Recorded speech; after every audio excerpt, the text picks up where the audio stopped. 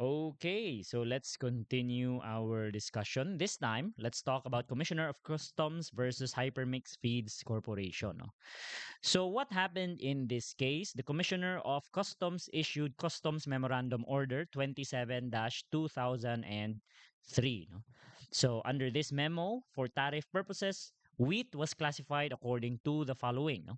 By importer or consignee, by country of origin, and by port of discharge. No? So take note of this classification, okay?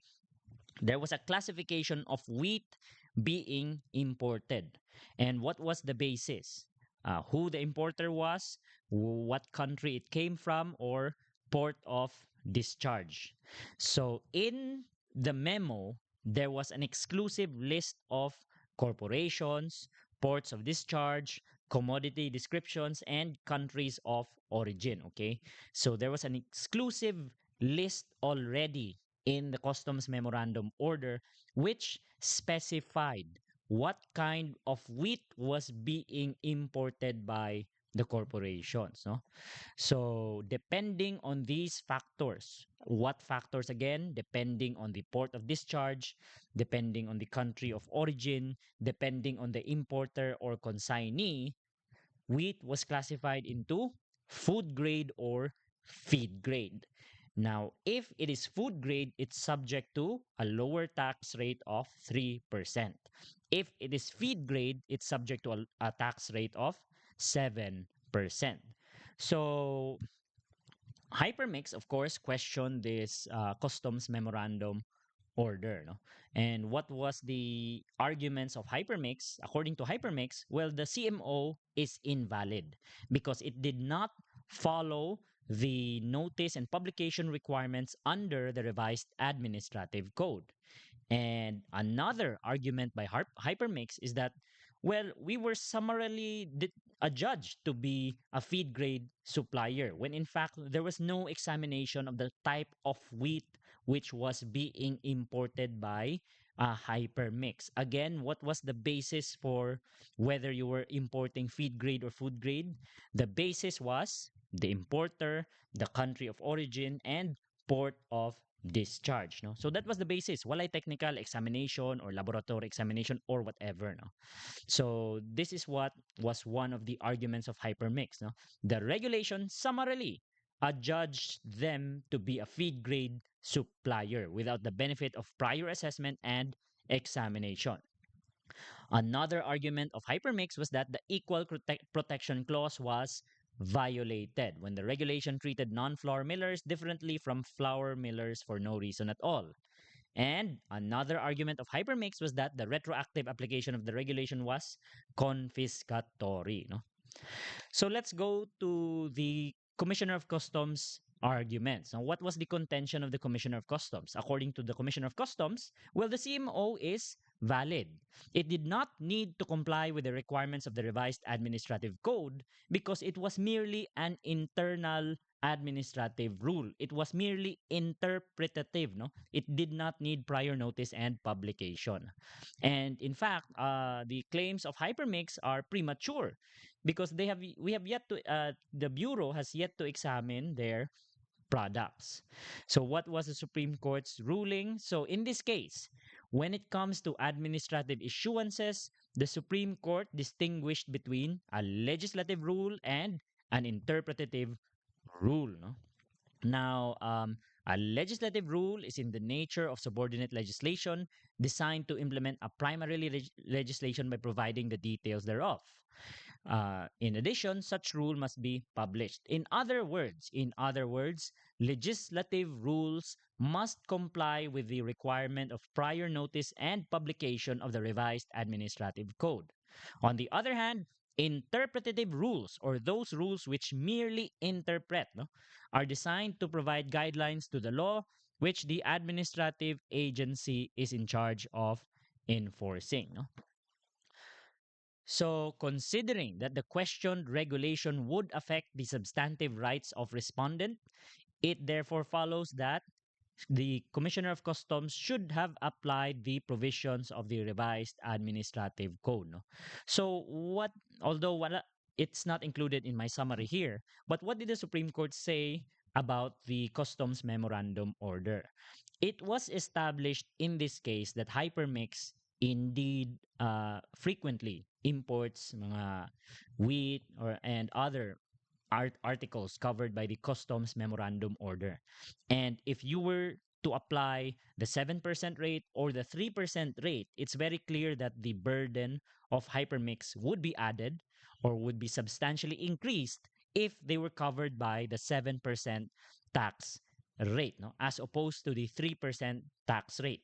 Considering the nature of this administrative issuance wherein it could adversely affect the rights and it increases the burden of hypermix, then it is considered as a legislative rule. No? And again, being a legislative rule, it needs to comply with the prior notice and publication requirement under the revised administrative code. Otherwise, Otherwise, if you fail to comply with the requirements, then it would be a violation of the taxpayer's right to due process. So, similarly, again, just to reiterate what was mentioned earlier, when an administrative rule is merely interpretative, it does not need anything further. It just needs its bare issuance. But when the administrative rule goes beyond merely interpretation, but substantially increases the burden of those governed, just like in this case, when there is a difference in the tax treatment of feed grade and food grade wheat, no? So in this case, there must be a chance to be heard and thereafter to be duly informed before the new issuance is given the force and effect of law. So the CMO violated the taxpayer's right to due process in this case for failing to comply with the publication and notice requirements under the revised administrative code. Now, this time, when it comes to the Equal Protection Clause, was the Equal Protection Clause violated? The Supreme Court said, yes, the Customs Memorandum Order violated the Equal Protection Clause. Because if you go back to the facts of the case, no, what was their basis for saying that the wheat imported was food grade or whether it was feed grade? What was their basis in determining that? The basis was only who was the importer, what country did it come from, and what was the port of discharge. Okay, considering that the classification was based on this, no, as to who was the importer, what country did it come from, and what was the port of discharge, the classification is not reasonable. No, it was not reasonable. So it violated the equal protection clause. Diba? Because how can you determine whether it's food grade or feed grade merely by the who is the importer, what country did it come from, and the port of discharge? No? So this case again reiterated the requirements for a valid classification. You have it must be based on substantial distinctions. The classification must be germane to the purpose of the law. It must apply to present as well as future conditions, and it must apply equally to all members of the same class. In this case, the Supreme Court said that we do not see how the quality of wheat is affected by who imports it, where it is discharged, or which country it came from. No?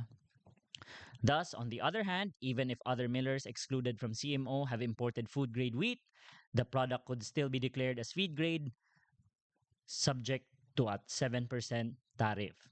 On the other hand, even if the importers listed under the CMO have imported feed grade wheat, they would only be made to pay 3% tariff. No? So the regulation does not become disadvantageous to the taxpayers only, but also to the state. No?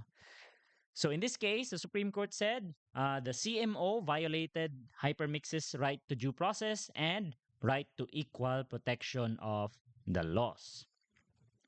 Next, you have Tolentino versus Secretary of Finance. I hope you don't mind. We're going a bit fast. I'm just giving you an overview. I cannot read with you the entire case, but just to give you an overview. So, in Tolentino versus Secretary of Finance, These cases were filed questioning the value added tax, the constitutionality of the value added tax.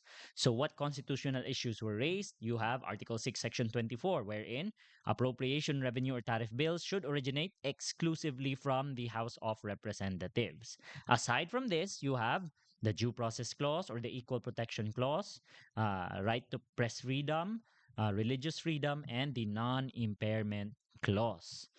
So what happened here? No, what happened here? Did the VAT law originate exclusively from the House of Representatives? So it started with House Bill, or actually there were several bills filed before House Bill number 11197. But for this particular case, it primarily concerns House Bill number 11197. So House Bill number 11197 was approved by the House on November 17, 1993. It was sent to the Senate on November 23. On February 7, the Senate submitted its report recommending approval of Senate Bill number 1630. So what was Senate Bill number 1630? It was in substitution of another prior Senate bill and in consideration of House Bill number 11197. So, syempre, the taxpayers questioned saying that this did not come from originally. This did not come from originally. This did not come originally from the House of Representatives, but is in fact a Senate measure.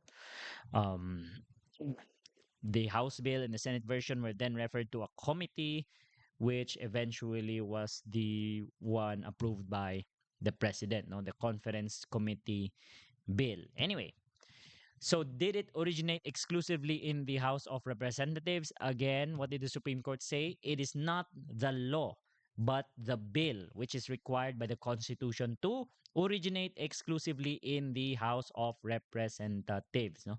So the bill originally introduced in the House can still undergo numerous changes. No? It's not required that whatever is passed in the House for the first time will eventually become the law. No, it can still undergo many changes, especially in the Senate. Because again, if you recall, the Senate has the power to propose or concur with amendments. Okay. So, what is important to note is that as a result of the Senate action, a distinct bill may be produced to insist that a revenue statute and not only the bill which initiated the legislative process culminating in the enactment of the law must substantially be the same as the House bill would be to deny the Senate's power not only to concur with amendments but also to propose amendments. Okay? So, what is required again here is that the initiative for the filing of the revenue bill should originate from the House of Representatives, considering that they are the direct representatives of the people. Supposedly, they know what we need. They're much more sensitive to our local needs. Okay. So, nor does the Constitution prohibit the filing in the Senate of a substitute bill in anticipation of its receipt of the bill from the House, so long as action by the Senate as a body is withheld pending receipt of the House bill. So, again, the Senate can even come up with its own version of the bill, so long as they do not act on it before receiving the bill from the House. What's important is that the initiative should come from the House of Representatives.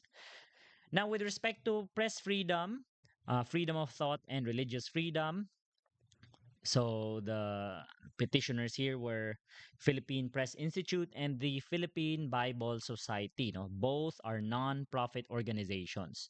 So the PPI questioned the law insofar that it withdrew the exemption previously granted to the press.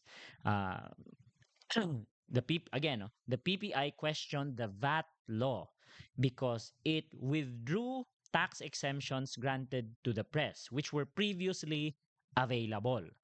In PBS, they questioned the secretary's power to grant tax exemptions. So, wala na ako nabutang diha for two reasons. But anyway, with respect to PPI's contention, what did the Supreme Court say, no? Or what was the argument of PPI, no? So PPI argued that there's a VAT on the gross receipts of the taxpayer when they buy paper, when they buy ink. It violates their press freedom, no? And the act of withdrawing the exemption singled out the press for discriminatory treatment. If you think of the mass media as a class, it discriminates against print media because broadcast media would eventually be favored. That was the contention of the Philippine Press Institute, no? So what did the Supreme Court say with respect to press freedom? Again, there's no violation of press freedom in these cases because the press is not immune from general regulation by the state. The press is not exempted from taxation. Like other businesses, they need to also pay taxes so long as the tax is not discriminatory, so long as the tax did not single them out for being the press. Okay, so with respect to discrimination, uh, the press cannot claim that there was discrimination because it was not only the exemption of the press, which was withdrawn by the new VAT law, but also other exemptions were withdrawn under the new VAT law. So in other words, dili raman kamoy gitaksan, no? Daghan pa man muglain po gitaksan na previously exempt. So no, you are not being singled out. Again, the press is not immune from general regulation by the state. They can still be subject to taxation. So with respect to discrimination between the print and the broadcast media, the Supreme Court said that the transactions of the print publication are different from transactions of the broadcast media. So there's reasonable basis for the classification. Okay. Now, with respect to PBS, no, uh, with respect to the sale of religious articles, the Supreme Court has said, citing also decisions of the U.S. Supreme Court, that a general sales and use tax on sale of religious materials is not prohibited. No, so same with the press; they are not exempt from general regulation or taxation by the state. No, what is prohibited when it comes to the religious freedom is if the tax would act as a prior restraint on these essential freedoms, when it would be tantamount to a license fee or a license tax. No? What is a license fee or a license tax? The purpose of the license fee or license tax is to regulate, wherein you cannot exercise your religion if you do not pay the license fee or license tax. But the VAT is not a license fee or license tax. Even if the VAT imposes a registration fee requirement on all taxpayers, this is not a license tax, but it is only to defray the expenses of record keeping or registration for the VAT system. No, it's not intended to be a prior restraint on the taxpayers' religious freedom. So, other constitutional issues here, Tino versus Secretary of Finance, you have the issue on regressivity, due process, equal protection clause, and non-impairment clause. So again, with respect to regressivity, it's not a negative standard. It's not an enforceable right. No, it is just a moral incentive to our legislators. No, the wording of the Constitution is that Congress shall evolve a progressive system of taxation. Congress shall provide or prescribe a progressive system of taxation. Now, when it comes to the non-impairment clause of the Constitution, as alleged by CREBA in this case, because according to CREBA, the VAT law will increase the prices of our properties which are subject to existing contracts, no? Yes, no? It will change the contractual provisions because you will now be adding the VAT. But the Supreme Court said that when entering into a contracts, it must not be contrary to law, di ba? If you recall, in your obligations and contracts, it must not be contrary to law. When you say contrary to law, you're not only talking about present law, but as well as future law as well. As stated by the Supreme Court in this case, for not only are existing laws read into contracts in order to fix obligations as between parties, but the reservation of essential attributes of sovereign power is also read into contracts as a basic postulate of the legal order. No? So when it comes to the power of taxation, the non-impairment clause again only applies to where a tax exemption has been granted for a valid consideration, because then by that time the tax exemption would be contractual between the state and the tax payer. No? So in truth, the contract clause has never been thought as a limitation on the exercise of the state's power of taxation, except where a tax exemption has been granted for a valid consideration. So for the 1995 decision, these are just reiterating what was previously mentioned. Naalay daghan mga pronouncements na nindot lang pod basahon. No? So I hope you take the time to read the important portions. For our subject matter, we are focusing on the issue of general principles of taxation. But perhaps for your constitutional law, maybe you would like to also take note of the legislative process involved in this case. But again, for our subject matter, I did not even read those portions anymore. I'm just focused on the general principles of taxation. So, Article 6, Section 24 provides that all appropriation tariff bills must originate exclusively in the House of Representatives, but the Senate may propose or concur with amendments. No? In the exercise of this power, the Senate may propose an entirely new bill as a substitute measure. No? Same again gihapon as what we mentioned earlier, the press is not exempt from the taxing power of the state. No? So, and what the constitutional guarantee of free press prohibits are laws which single out the press or target a group belonging to the press for special treatment, or which in any way discriminates against the press on the basis of content of the publication. No? So again, with respect to religious freedom, the Supreme Court reiterated that what is prohibited are those license taxes or license fees which restrain religious freedom. But when you're talking about general taxes, the press, the religions are not exempt from general taxes, except if they are being singled out, or if it is tantamount to a license fee or license tax, which would be a prior restraint on the exercise of these constitutional freedoms. Okay, no? The VAT is different. It is not a license tax. It is not a tax on the exercise of a privilege, much less a constitutional right. No. Okay. So that's it. We will continue the remaining cases in a bit because I have somewhere to be. Okay. Thank you very much and see you later.